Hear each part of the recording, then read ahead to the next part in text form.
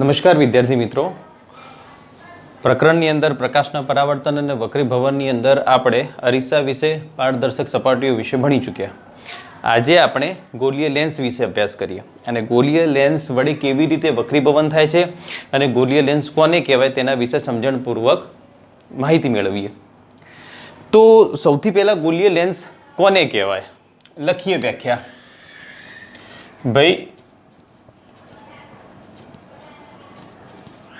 ગોલીય lens બરાબર, તો જેની એક અથવા બંને સપાટીઓ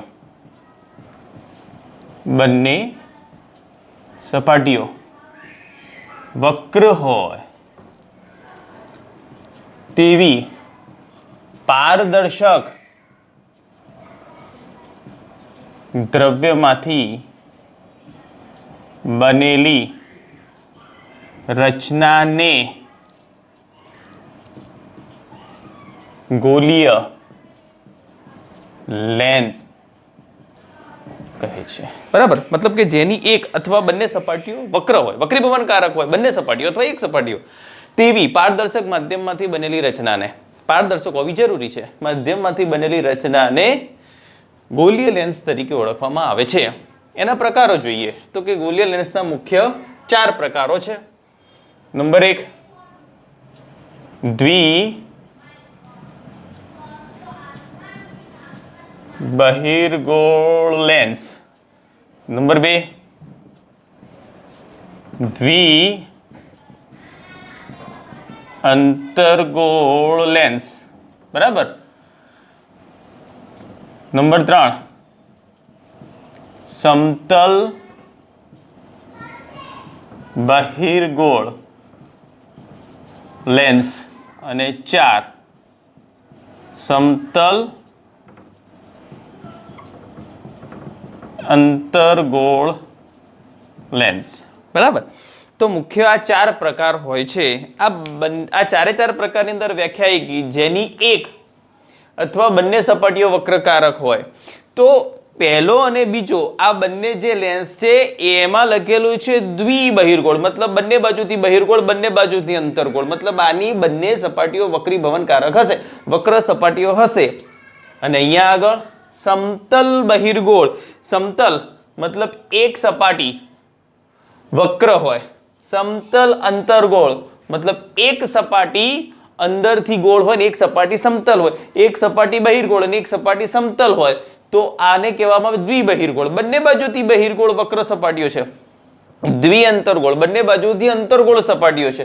સમતલ બહિર્ગોળ મતલબ એક સપાટી સમતલ છે ને એક સપાટી બહિર્ગોળ છે, અને સમતલ અંતર્ગોળ. બરાબર, તો ધોરણ 10 ની અંદર આપણા જે સિલેબસ છે એની અંદર માત્ર આપણે આ બંને લેન્સનો જ અભ્યાસ કરવાનો છે. દ્વિબહિર્ગોળ લેન્સ અને દ્વિઅંતર્ગોળ લેન્સ.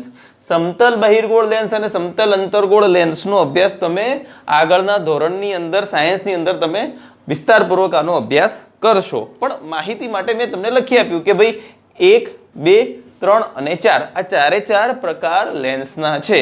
આપણે હાલ વાત કરીએ દ્વિબહિર્ગોળ લેન્સ અને દ્વિઅંતર્ગોળ લેન્સની. એની રચના કયા પ્રકારની હોય છે અને એની આકૃતિ દ્વારા સમજ મેળવીએ.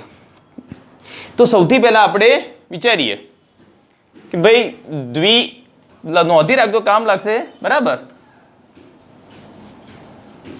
હવે એનો મુખ્ય પ્રકાર લઈએ, દ્વિબહિર્ગોળ લેન્સ. તો મુખ્ય પ્રકાર 1 લઈએ,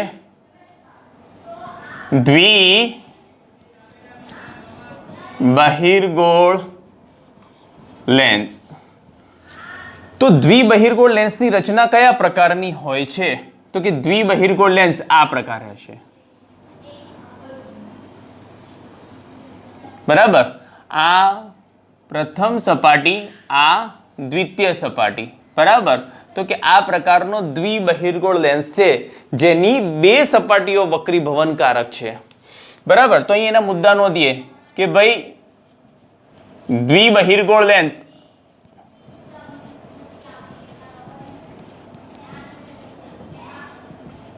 બંને સપાટીઓ વક્ર હોય છે, બરાબર.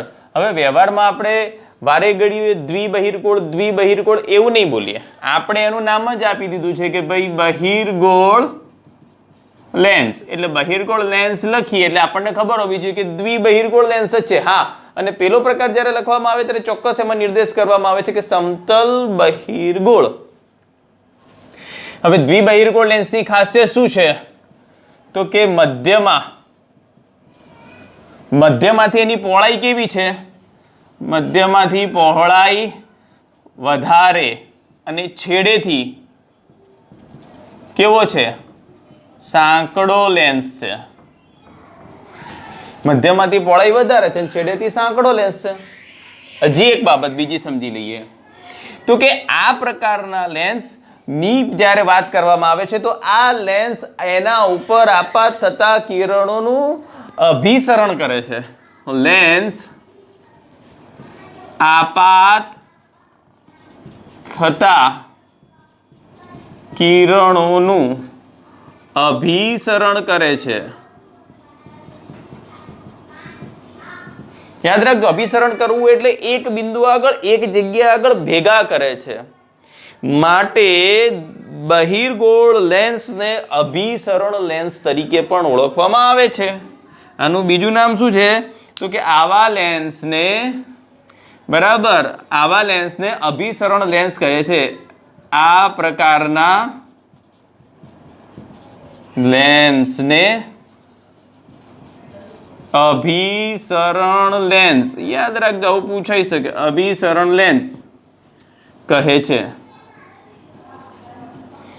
તો આ બધી બાબતો હતી દ્વિબહિર્ગોળ લેન્સ, જેને બે સપાટીઓ વક્રીભવનકારક હોય. આ પહેલી સપાટી પણ વક્રીભવનકારક, આ બીજી સપાટી પણ વક્રીભવનકારક, ને બંને સપાટીઓ વક્રીભવનકારક છે, માટે દ્વિબહિર્ગોળ. પણ વાસ્તવની અંદર આપણે એનું નામ આપ્યું છે બહિર્ગોળ લેન્સ. હવે આપણે વિચારીએ દ્વિઅંતરગોળ લેન્સ, બરાબર. તો અહીંયા લખી શકાય કે દ્વિઅંતરગોળ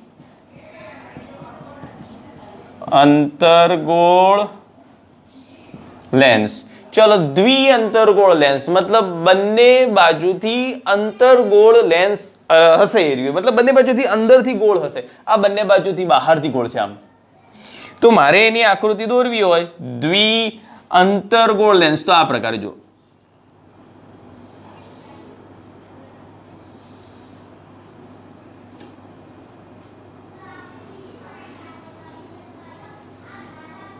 બરાબર.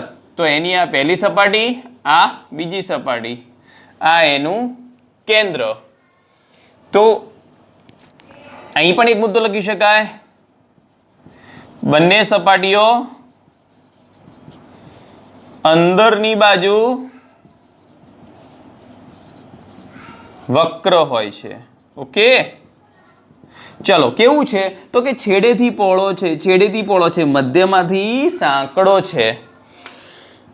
તો બંને છેડાઓથી લખી શકાય, બંને છેડાઓથી પહોળો અને મધ્યમાંથી કેવો હોય છે? સાંકડો લેન્સ છે.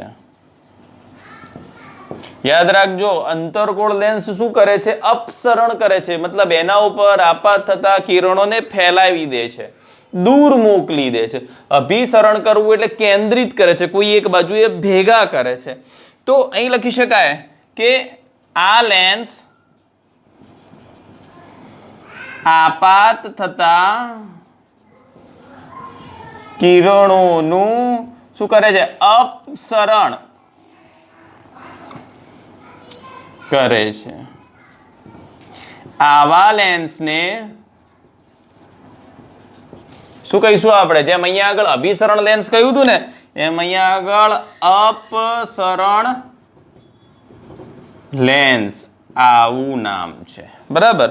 અને અહીંયા આગળ જે લખી શકાય એ આ આપણા માટે છે અંતરગોળ લેન્સ. બરાબર મિત્રો. તો આ બંને આકૃતિ દ્વારા આપણે સમજી ચૂક્યા કે ભાઈ આ અંતરગોળ લેન્સ છે, પણ કેવો? દ્વિઅંતરગોળ. આ બહિર્ગોળ લેન્સ છે, પણ કેવો દ્વિબહિર્ગોળ. કેમ દ્વિ લગાડવામાં આવે છે કે એક બાજુ નહીં બંને બાજુ વક્ર હોય. જો સમતલ હોત તો એક બાજુ સમતલ હોત સીધી, અને અહીંયા આગળ સીધી એક બાજુ મૂકી દઉં અથવા અહીંયા મૂકી દઉં એ પ્રકારે. અહીંયા આગળ એક બાજુ સીધી મૂકી દઈએ તો એક જ સપાટી ને તો સમતલ અંતર્ગોળ, સમતલ બહિર્ગોળ. તો કે આ પ્રકારની હોય છે બાબતો, બરાબર. તો દ્વિબહિર્ગોળ અને દ્વિઅંતર્ગોળ લેન્સ આ બંને લેન્સના પ્રકાર છે. હવે એક બાબત એ આવે છે કે જેમ આપણે અંતર્ગોળ અરીસા અને બહિર્ગોળ અરીસાના સંદર્ભમાં જે શીખી ચૂક્યા હતા, યાદ કરો કે ભાઈ મુખ્ય કેન્દ્ર કોને કહેવાય, વક્રતા કેન્દ્ર કોને કહેવાય, એવી જ બાબત લેન્સના સંદર્ભમાં સમજવાની છે. તો લેન્સ કેવી રીતે બને છે, એનું મુખ્ય કેન્દ્ર કઈ રીતે ગણવામાં આવે છે, એની બાબતો સમજીએ. એના માટે જુદા જુદા પદો છે, એ આકૃતિ દ્વારા સમજીએ, બરાબર.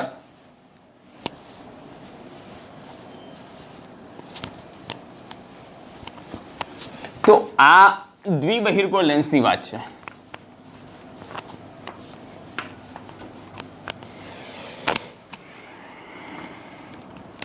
હાલ બહિર્ગોળ લેન્સ માટે લઈએ.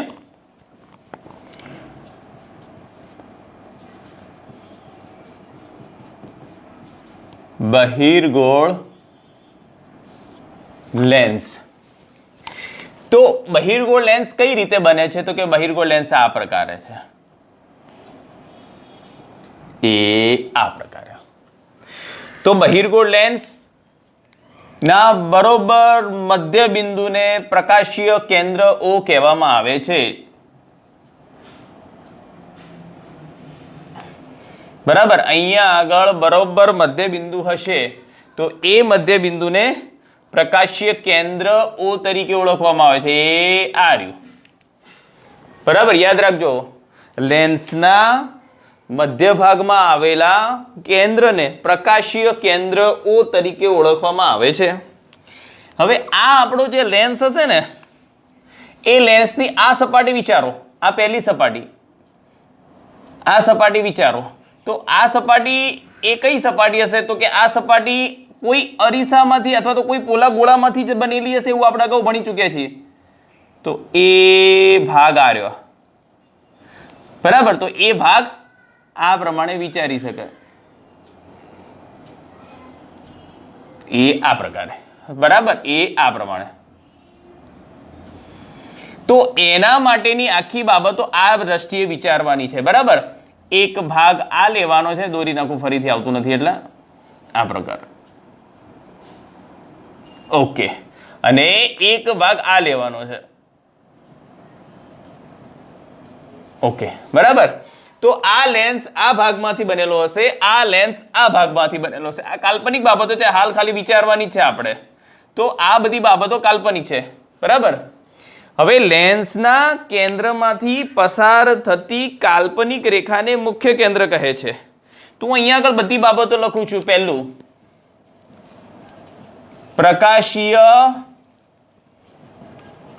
કેન્દ્ર O તો કોને કહેવાય, લેન્સના મધ્ય બિંદુને પ્રકાશીય કેન્દ્ર O કહે છે, બરાબર. ચાલો વ્યાખ્યા નંબર 2, મુખ્ય અક્ષ તો કોને કહેવાય, લેન્સના કેન્દ્રમાંથી પસાર થતી એક કાલ્પનિક રેખાને મુખ્ય અક્ષ તરીકે ઓળખવામાં આવે છે. તો લેન્સનું કેન્દ્ર લઈ લો અને આ લેન્સના કેન્દ્રમાંથી પસાર થતી કોઈ એક કાલ્પનિક રેખા લઈ લો, આરિયા.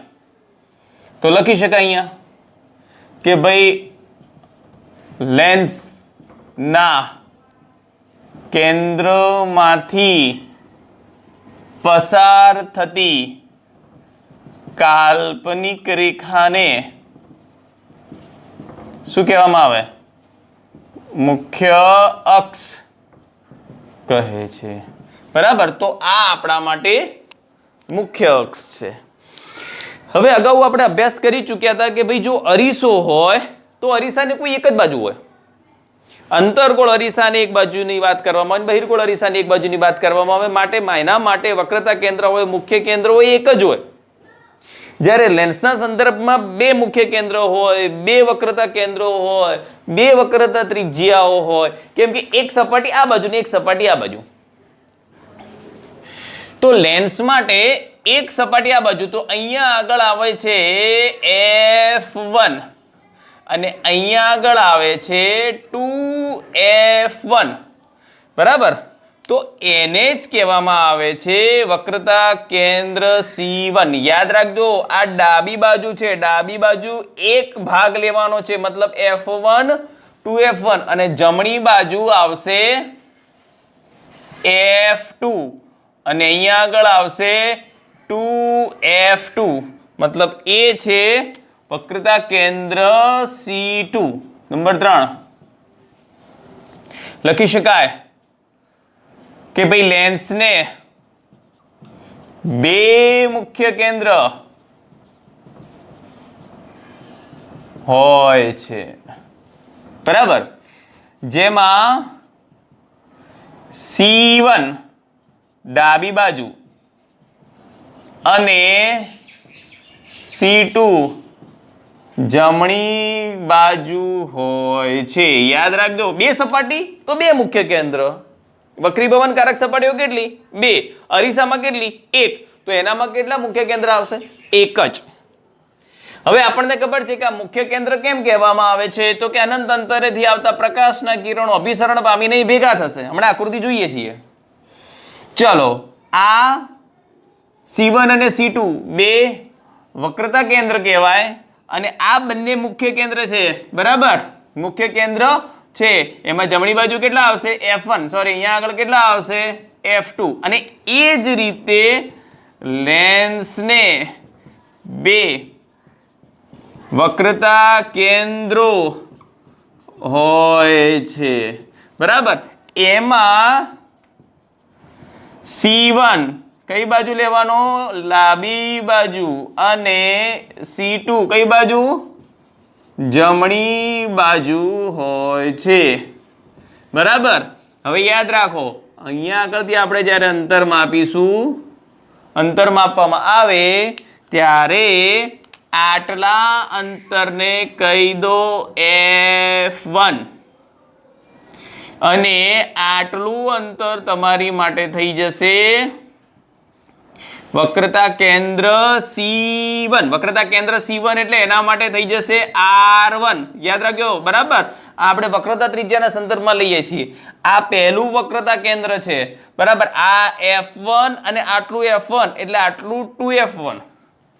ચલો, અહીંયા આગળ વિચારીએ તો આટલું થઈ જશે F2, બરાબર. તો બે મુખ્ય કેન્દ્ર થઈ ગયા અને બે કેન્દ્ર લંબાઈ થઈ ગઈ. યાદ રાખજો મિત્રો, આને કહેવામાં આવે છે કેન્દ્ર લંબાઈ, બરાબર. યાદ રાખજો, F1 શું છે? કેન્દ્ર લંબાઈ. એ બતાવે છે અંતર, અને આ પણ કેન્દ્ર લંબાઈ છે. ચલો, અહીંથી આટલું અંતર, ચલો આ અંતર કયું છે મારા માટે? તો કે અહીંથી આટલું અંતર થઈ જશે R2. એનો મતલબ કે બે મુખ્ય કેન્દ્ર, બે વક્રતા ત્રિજ્યા, બે કેન્દ્ર લંબાઈ, આ બધી જ બાબતો આપેલી છે, બરાબર. તો અંતર બહિર્ગોળ અરીસાના સંદર્ભની અંદર આ કેન્દ્ર લંબાઈ, વક્રતા કેન્દ્ર F1 ડાબી બાજુ, અહીંથી આ ગણી શકાય. કઈ બાજુ ગણી શકાય? ડાબી બાજુ. અને આ ગણી શકાય જમણી બાજુ, બરાબર. તો આ ભાગ લેવાનો છે F1, આ ભાગ લેવાનો છે F2, બરાબર. નંબર 4, બહિર્ગોળ અરીસાની વક્ર સપાટીના વ્યાસને તેનું લેન્સનું મુખ્ય મતલબ મુખ કેન્દ્ર લખી શકાય. બહિર્ગોળ લેન્સની વક્ર સપાટીના અસરકારક વ્યાસને લેન્સ મુખ કહે છે, બરાબર. હવે આપણે અહીંયા કેવો લેન્સ લેવાનો છે? તો કે પાતળો લેન્સ લેવાનો છે. પાતળો લેન્સ કોને કહેવાય? તો કે જેનું લેન્સ મુખ એની વક્રતા ત્રિજ્યા કરતા અત્યંત નાનું હોય એવા લેન્સને પાતળો લેન્સ કહે છે. મતલબ આપણે અહીંયા આગળ કયો લેવાનો છે તો કે પાતળો લેન્સ જ લેવાનો છે. આપણા અભ્યાસક્રમની અંદર પાતળો લેન્સ આવશે. તો કે પાતળો લેન્સ કોને કહેવાય તો કે લેન્સ મુખ વક્રતા ત્રિજ્યા કરતા નાનું હોય તેને પાતળો લેન્સ કહે છે. બરાબર. તો મિત્રો યાદ રાખજો આ બધી બાબતો લેન્સના સંદર્ભમાં છે અને અંતર્ગોળ લેન્સના સંદર્ભમાં એનાથી વિરોધી વાતો હોય છે. બરાબર. એના માટે F1 આ બાજુ આવે છે અને F2 પણ આ બાજુ જ આવે છે અને અહીંયા આગળ મૂકેલો હશે અંતર્ગોળ લેન્સ. હવે બહિર્ગોળ લેન્સને અભિસરણ લેન્સ કહેવામાં આવે છે. કેમ અભિસરણ લેન્સ કહેવામાં આવે એ પણ સમજી લઈએ. તો કે બહિર્ગોળ લેન્સ છે, બહિર્ગોળ લેન્સથી આ બાજુએ આપણે કોઈ વસ્તુ મૂકેલી છે અનંત અંતરે, દોરી દઈએ, એક વસ્તુ દોરી દઈએ આપણે, અને કેમ એને અભિસરણ લેન્સ કહેવામાં આવે છે એ પણ સમજી લઈએ. તો આ બહિર્ગોળ લેન્સ છે. બહિર્ગોળ લેન્સથી અનંત અંતરે કોઈ વસ્તુ મૂકેલી છે. અહીંયા આગળ કોઈ વસ્તુ છે પણ ક્યાં છે તો કે અનંત અંતરે. યાદ રાખજો વસ્તુ અનંત અંતરે છે તો વસ્તુમાંથી આવતા પ્રકાશના કિરણો લઈ લઈએ. ચલો, વસ્તુમાંથી પ્રકાશનું કિરણ આવશે 1, અહીંયા આગળ આપાત થશે અને આ બાબતો આપણે હવે લૂસી નાખીએ કેમ કે આપણે માત્ર હવે અભિસરણ લેન્સ કોને કહેવાય એ સમજવું છે. તો અભિસરણ લેન્સ કોને કહેવાય એ પણ સમજી લઈએ. બરાબર. 1, 2 અને હું અહીંયા આગળ આપાત કરું છું ત્રીજું આ. બરાબર. તો આ આપાત કિરણ, આ પણ આપાત કિરણ, આ પણ આપાત કિરણ લખી શકાય અહીંથી કે ભાઈ આ બધા કયા છે મારા માટે આપાત કિરણ. ચલો, આપાત કિરણ લેન્સમાંથી પસાર થાય છે. આપણને ખબર છે કે ભાઈ કાચનું માધ્યમ એ વક્રીભવન કરે કેમ કે આ બાજુનું માધ્યમ કયું છે હવા અને આ માધ્યમ કયું છે કાચ. તો કાચ વક્રીભવન કરી નાખે. તો એ વક્રીભવન કરીને તે બાજુએ કોઈ જગ્યાએ કેન્દ્રિત થશે.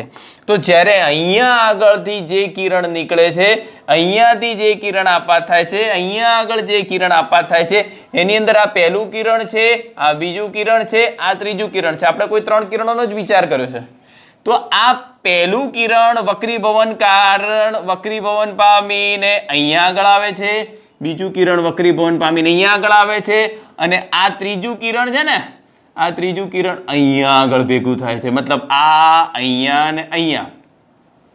તો આ કિરણ કયા તો કે આ કિરણ વક્રીભૂત કિરણ. બરાબર. આ તો વક્રીભૂત કિરણો છે અને વક્રીભૂત કિરણ કોઈ એક બિંદુ આગળ ભેગા થાય છે માટે તે બિંદુને તેનું મુખ્ય કેન્દ્ર કહેવામાં આવે. જો વસ્તુ અનંત અંતરેથી આવતી હોય, વક્રીભવન પામી નહીં ભેગા થતા હોય, મતલબ બહિર્ગોળ લેન્સ કિરણોને ભેગા કરે છે, તો એવા લેન્સને કયો લેન્સ કહેવાય તો કે અભિસરણ લેન્સ કહી શકાય. અહીં લખી નાખીએ કે ભાઈ અભિસરણ લેન્સ કહેવાય કારણ કે તે કિરણોને ભેગા કરે છે. અને આ આપણા માટે થઈ જશે મુખ્ય કેન્દ્ર. અહીંથી કિરણો આવે, વક્રીભવન પામી નહીં ભેગા થાય. એનાથી ઊંધું પણ વિચારી શકાય. જો મેં આ બાજુ કિરણો આપાત કર્યા હોત, કારણ કે લેન્સને તો 2 સપાટીઓ હોય ને, તો જો મેં બીજી બાજુથી કિરણો આપાત કર્યા હોત, અહીંથી કિરણો આવતા હોત તો અહીંથી બધા કિરણો આવત, આ આકૃતિ આખી આ બાજુ થઈ જાય, વક્રીભવન પામીને અહીં ભેગા થતા હોત. તો આને પણ મુખ્ય કેન્દ્ર કહેવાય. માટે લેન્સને 2 મુખ્ય કેન્દ્ર હોય. અહીંથી કિરણો આવે, વક્રીભવન પામી નહીં ભેગા થાય, અહીંથી કિરણો આવે, વક્રીભવન પામી નહીં ભેગા થાય. તો આ લેન્સનું શું છે તો કે આ લેન્સનું છે મુખ્ય કેન્દ્ર. બરાબર. તો લેન્સને 2 મુખ્ય કેન્દ્રો હોય. આવીને આવી બાબતો તમે કરી શકાય. વાત તો કોની? અંતર્ગોળ લેન્સની પણ કરી શકાય. બરાબર. તો આવો પ્રયોગ આપણે કર્યો છે મિત્રો. આપણે જ્યારે નાના અથવા તો આપણે જ્યારે એક વાત કરતા હતા કે ભાઈ બહિર્ગોળ લેન્સ તમે ઉપયોગ કરેલો છે. જો મારી પાસે અનંત અંતરેથી આવતા કિરણો એટલે સૂર્યમાંથી આવતા કિરણો, યાદ રાખજો પ્રયોગ આપણે કરેલો છે સૂર્યમાંથી આવતા કિરણો અને વચ્ચે હું બિલોરી કાચ મૂકી દઉં યાદ કરો બરાબર જો હું વચ્ચે લેન્સ મૂકી દઉં આ બહિર્ગોળ લેન્સ તો એ બહિર્ગોળ લેન્સ શું કરે છે બધા જ કિરણોને અહીંયા એકત્રિત કરે છે મતલબ અનંત અંતરેથી આવતા પ્રકાશના કિરણોનું અહીંયા કેવું પ્રતિબિંબ આપી દે નાનું અત્યંત નાનું બરાબર અત્યંત નાનું પ્રતિબિંબ મળે અહીંયા આગળ અને અત્યંત નાનું પ્રતિબિંબ કેવું મળે વાસ્તવિક અને પાછું કેવું ઉલટું પ્રતિબિંબ મળે અત્યંત નાનું વાસ્તવિક અને ઉલટું પ્રતિબિંબ મળે તો પછી આપણે આવો બહિર્ગોળ લેન્સ લઈએ સૂર્યની સામે રાખીએ તો સૂર્યમાંથી આવતા પ્રકાશના કિરણો વક્રીભવન પામીને કોઈ એક બિંદુએ ભેગા થાય અને ત્યાં હું કાગળ મૂકી દઉં તો પ્રકાશનું નાનકડું ટપકું પ્રકાશિત ટપકું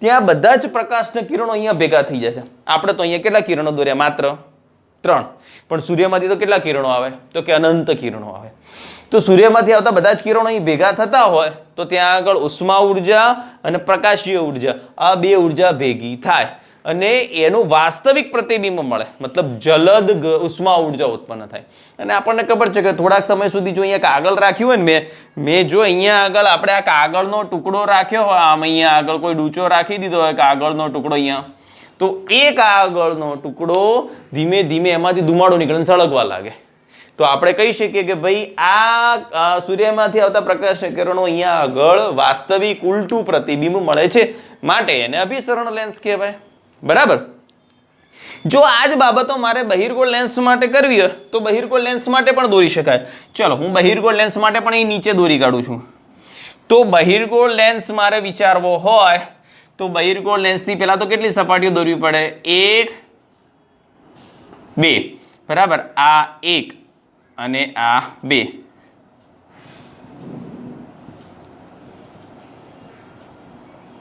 બરાબર આ રહ્યો છે બહિર્ગોળ લેન્સ તો બહિર્ગોળ લેન્સની અંદર પણ આને કહેવાય પ્રકાશીય કેન્દ્ર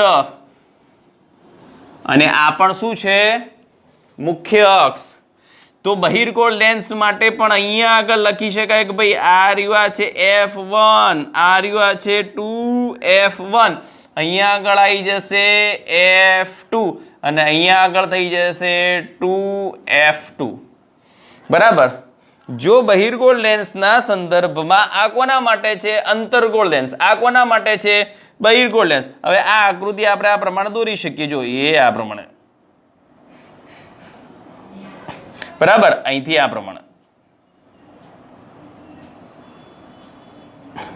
બરાબર તો આ કયો લેન્સ થઈ ગયો આપણા માટે અંતર્ગોળ લેન્સ જુઓ બંને સપાટીઓ કેવી છે અંદરથી વક્ર છે તો એના ઉપર 3 પ્રકાશના કિરણોને આપાત કરીએ આપણે એ આ પ્રમાણે તો અહીંયા આગળ એક પ્રકાશનું કિરણ પહેલું આપાત થશે અહીંયા આગળ પ્રકાશનું કિરણ બીજું આપાત થશે બરાબર આ 1 આ 2 અને આ 3 કયા છે તો એ લખી શકાય કે અહીંયા આપાત કિરણ હવે આ લેન્સ શું કરે છે તો કે આ લેન્સ તો અપસરણ કરે છે અપસરણ કરવું એટલે શું તો કે ફેલાઈ દે છે તો કે આ પ્રકાશના કિરણને ફેલાવી દે છે તો કે અહીંથી પ્રકાશનું કિરણ આ દિશાની અંદર જશે અહીંથી પ્રકાશનું કિરણ આ દિશાની અંદર જશે બરાબર તો કે અહીંથી દોરી શકાય આ લઈ લઈએ ફરીથી એક વખત તો કે જે પ્રકાશનું કિરણ એ દિશામાં ગતિ કરતું હશે બરાબર તો આ દિશામાં ગતિ કરતું હશે અહીંયાથી આ વક્રીભવન થઈ ગયું આ વક્રીભવન થઈ ગયું હવે આ બંને કિરણોને જો પાછા એ જ માર્ગે ભેગા કરવામાં આવે જો તો અહીંયા આગળ એનું પ્રતિબિંબ મળે છે લેન્સની આ બાજુએ માટે આ લેન્સ હંમેશા તમને કેવું પ્રતિબિંબ આપે આભાસી પ્રતિબિંબ મળે ચત્તુ પ્રતિબિંબ મળે અને આ લેન્સ શું કરે છે કિરણોને છૂટા કરી દે છે આ કયા કિરણો છે તો કે વક્રીભૂત કિરણો બરાબર વક્રીભૂત કિરણ છે આ પણ વક્રીભૂત કિરણ છે તો આ વક્રીભૂત કિરણ શું કરે છે આ પ્રમાણે કિરણોને ફેલાવી દે છે અરે લેન્સની આ બાજુ જ ભેગા થાય છે તો આવા લેન્સને કયું લેન્સ કહેવાય આવા લેન્સને કહેવાય અપસરણ લેન્સ બરાબર યાદ રાખજો આ અપસરણ લેન્સ છે ને આ અભિસરણ લેન્સ છે, બરાબર. તો આ જે બહિર્ગોળ લેન્સ છે અને આ રહ્યો આ અંતર્ગોળ લેન્સના સંદર્ભમાં આપણે શીખી ચૂક્યા. તો આ પ્રકારની વાત હોય છે. બહિર્ગોળ લેન્સ માટે, અંતર્ગોળ લેન્સ માટે વક્રતા ત્રિજ્યા કોને કહેવાય, કેન્દ્ર લંબાઈ કોને કહેવાય, કેટલા મુખ્ય કેન્દ્ર હોય, બરાબર, અને કેટલી વક્રતા ત્રિજ્યાઓ હોય, આ બધી જ બાબતો આપણે જોઈ ચૂક્યા, બરાબર. તો કે આ બરોબર આકૃતિ સાથે જોઈ લેજો, આકૃતિ દોરજો, કામ લાગશે, બરાબર.